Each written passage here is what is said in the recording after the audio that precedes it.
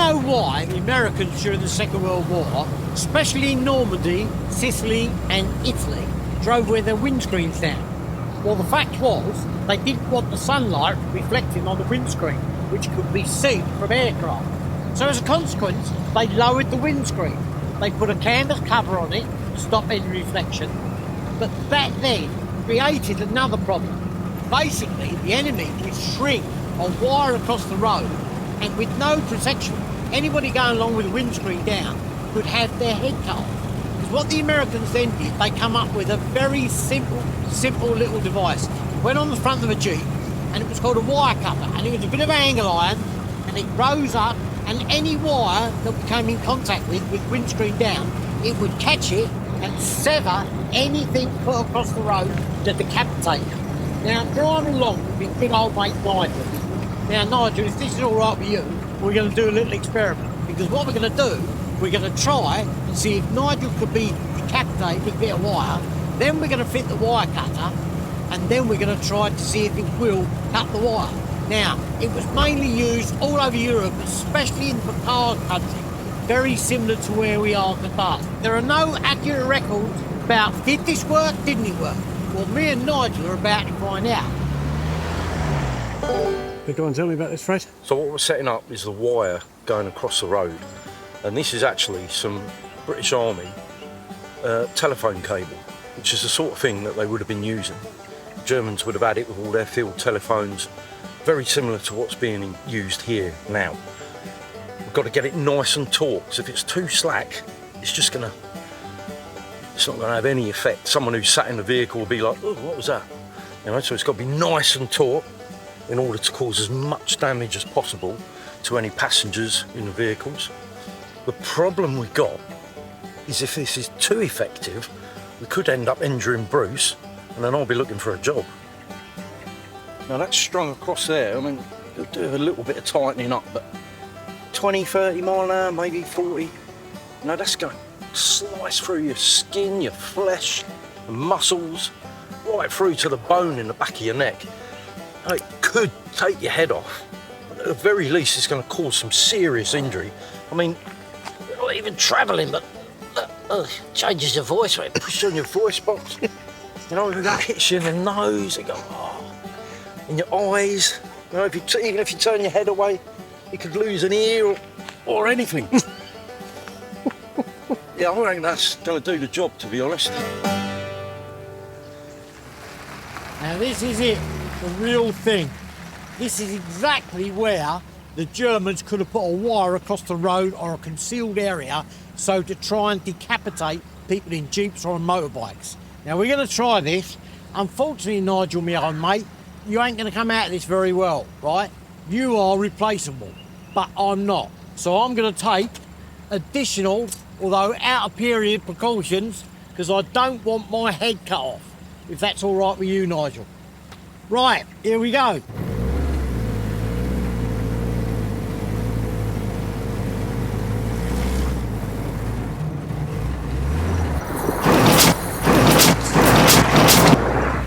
So, as we suspected, poor old Nigel didn't come out of that too well. It's mad that an innocuous bit of wire could have taken the head off that mannequin. And it proves that, obviously, the Germans did use this type of thing to incapacitate people in vehicles or motorbikes.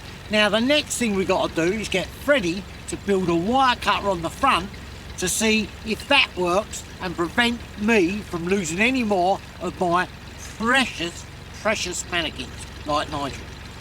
So from the research I've been doing, it seems there wasn't a specific design for this to be fitted onto the front of any vehicles. It was completely left up to the engineers or the troops in the field to make it out of whatever they had available. Generally though, they probably went round and nicked a bit of fence picket because it's quite a nice solid piece of metal, and it would have been quite a lot of them about, and in some way fixed it to the front of the vehicle. But did it work? So what we're going to do is we've got to consider we have the wire coming across the road attached to posts or tree or whatever, and we have our vehicle.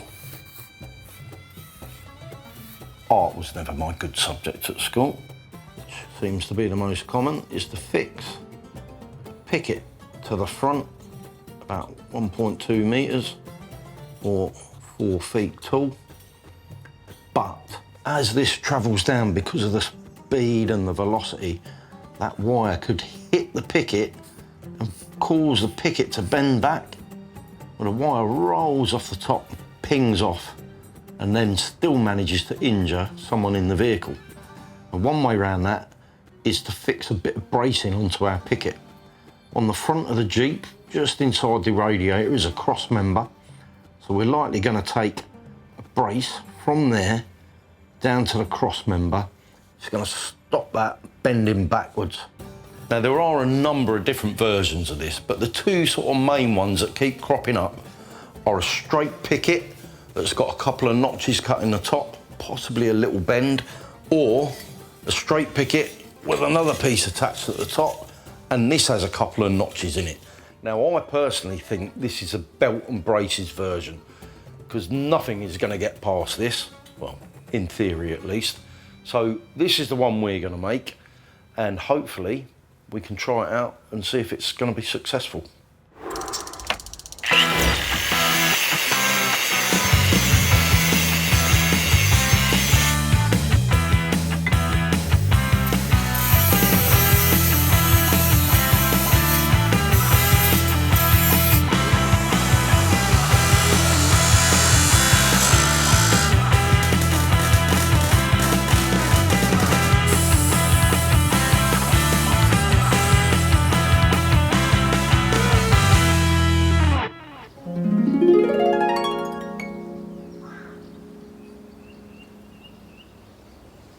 Oh, Freddie, you've made it. Put it on. Yeah, just finished, Bruce. That looks great, mate. You reckon that'll do the trick? Well, it looks the part, I've got to be honest with you. I'll see how you touch. And it's solid as well, mate. It really is solid. Well, listen, we know poor old Nigel's been decapitated. If that works how we think it's going to work, I'm going to be safe, aren't I? Right? Well, let's hope so, Bruce, because if it does cause you any damage, I think I might be out of a job. Here you go, Dad. Right, better be on the safe side, I suppose, just in case.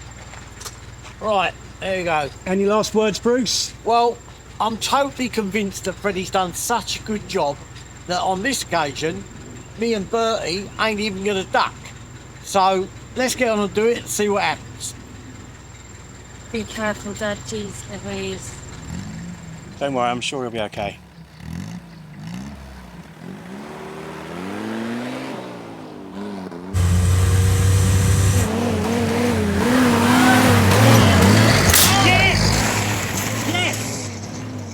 That actually worked! Wow. I didn't think he was going to do that. That was amazing. Well, that works all right, didn't it? Yeah, I mean, that's sheared that wire. But even if it was a thicker wire, I think that would take it out really well. That's a thick bit of wire, mate. Yeah. Well, if you use the thicker wire, though, you're going to see it from further away. Yeah. So it's for the person putting the wire up in the first place, it's striking that balance between effect and hiding it. And for the people driving the vehicle, I mean, I think you're right. This would defeat a much thicker. Yeah, so do wire. I. But all those photographs when you see all them Jeeps driving around during the Second World War, they put this on for a reason. Now we know what. Yeah. You know? I mean, the alternative was to possibly have your head cut off. Poor old Nigel. Poor old Nigel. Yeah, but all the drivers and the passengers would have been going about their business in full confidence that that was going to stop anything. But Well, we've proved it does. There's no question about it. We've proved it does. Another thing we've proved is Very good. on to the next task. Right, let me put this away.